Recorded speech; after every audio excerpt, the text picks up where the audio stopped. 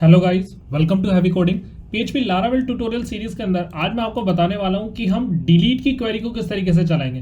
तो अगर कोई हमें डेटा यहां पर डिलीट करना है तो उसको हम यहां पर किस तरीके से परफॉर्म कर सकते हैं। तो चलते गाइस सीखते हैं इसको किस तरीके से करेंगे हम। तो सिंपली इसका भी मेथड सेम है। हमें जैसे यहाँ पर एडिट के अंदर आईडी लेकर गए थे वही सेम आईडी को मुझे यहाँ पर क्या करना पड़ेगा, डिलीट के अंदर भी लेकर जाना पड़ेगा। तो मैं यहाँ से आईडी को कॉपी कर लेता हूँ और रिफ्रेश करता हूँ यहाँ पर। तो आप यहाँ पर देख सकते हैं जैसे ही मैं डिलीट के ऊपर आ रहा हूँ तो नीचे आप देख सकते हैं कि अलग अलग डिलीट की आईडी यहाँ पर मुझे दिख रही है। तो अगर मैं डिलीट पे क्लिक करता हूँ तो डिलीट यहाँ पर आ जा रहा है। तो अब यहाँ पर लिखा आ रहा है 404 नोट फाउंड। तो हमने यहाँ पर इसका राउट बनाया नहीं है अभी डिलीट का, तो उसको बना लेते हैं। तो जैसे हमने यहाँ पर अपडेट वगैरह का बनाया है तो हम यहाँ पर कर लेते हैं डिलीट का। डिलीट के अंदर आ जाएगी सेम ईएमपी आईडी और यहाँ पर हमारे पास जो फंक्शन होगा वो होगा हमारे पास डिलीट एम्प्लॉय का। बट ये जो मेथड होगा वो गेट से होगा, क्योंकि जो भी एंकर टैग और बटन होते हैं वो हमेशा गेट का यूज करते हैं और जो फॉर्म यहाँ पर यूज करता है वो करता है हमारे पास पोस्ट का। तो अब मैंने यहाँ पर क्या करा, डिलीट के लिए मैंने आईडी भेज दी और डिलीट एम्प्लॉय नाम का एक मैंने फंक्शन इसके अंदर क्रिएट कर लेते हैं। तो मैंने यहाँ पर बनाया डिलीट एम्प्लॉय और इसके अंदर भी वही आईडी मुझे यहाँ पर रिसीव हो रही है। तो मैंने यहाँ पर कर लिया इसको सेव।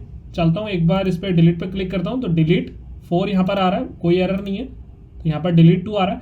तो जैसे ही यहाँ पर डिलीट आ रहा है अब मुझे उसको डिलीट करना पड़ेगा। तो सेम वही मेथड यूज करना पड़ेगा हमें यहाँ पर फाइंड का।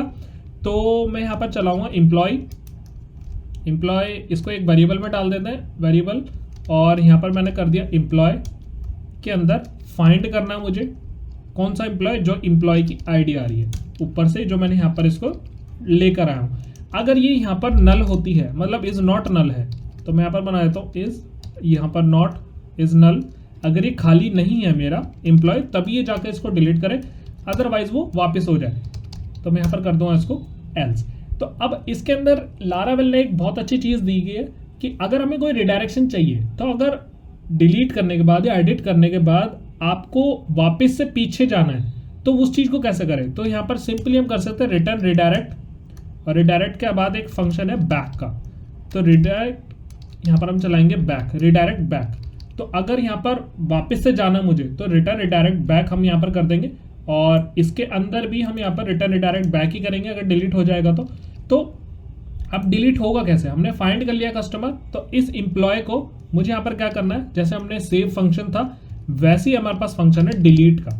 तो सिर्फ यहाँ पर हमें इतना लिखना है डिलीट और ये डिलीट यहाँ पर हो जाएगा। तो चलता है यहाँ पर डीएक्टिव वाले को मैं कर देता हूँ डिलीट। जैसे डिलीट हुआ वापस रिडायरेक्ट बैक हुआ, इस वाले फंक्शन ने काम कर रहा है रिडायरेक्ट बैक। तो जैसे जैसे हम यहाँ पर डिलीट करते जा रहे हैं तो रिडायरेक्ट बैक मेरा फंक्शन काम करता जा रहा है। तो आई होप गाइज आपको समझ आ रहा होगा किस तरीके से हमने यहाँ पर डिलीट को भी परफॉर्म कर लिया इजीली। और अगर आप ये चीज़ नहीं करना चाहते थे, इतना प्रोसेस को आप ऐड नहीं करना चाहते थे इज नल वगैरह चेक करके, आपको पता है कि भाई डिलीट होगा ही होगा, तो ये कंडीशन हम तब लगाते हैं अगर एग्जिस्ट कर रहा है नहीं कर रहा है। तो ये ऐसी लगाना कंडीशन ज़रूरी होती है। बट अगर आप नहीं चाहते ये सब लगाना तो आप सिंपली क्या कर सकते हैं, इसके आगे भी डिलीट फंक्शन का यूज़ कर सकते हैं और यहाँ पर हम कर देंगे रिडायरेक्ट बैक लिख लीजिए या रिटर्न रिडायरेक्ट बैक लिख लीजिए, कोई यहाँ पर इशू नहीं है। जैसे मैं डिलीट पर क्लिक कर रहा हूँ तो ये भी मेरे पास यहाँ पर परफेक्ट वर्किंग है। तो अगर कुछ भी डाउट रह गया तो मुझसे कमेंट सेक्शन के अंदर जरूर पूछना। सो गाइस इस वीडियो में इतना ही। Thank you so much.